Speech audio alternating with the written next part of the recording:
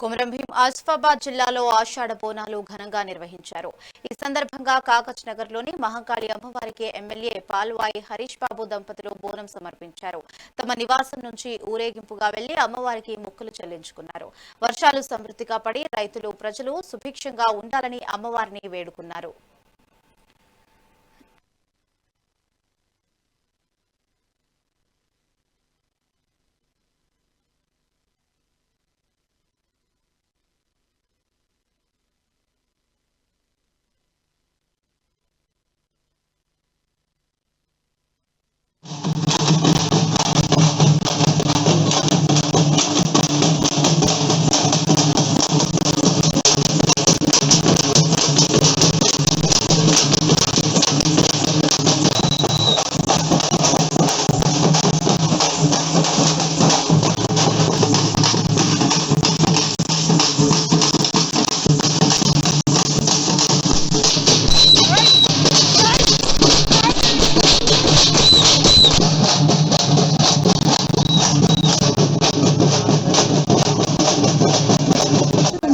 Double 40 ఇస్తారు కదా, తిరిగిన తర్వాత తీసుకోవాలి.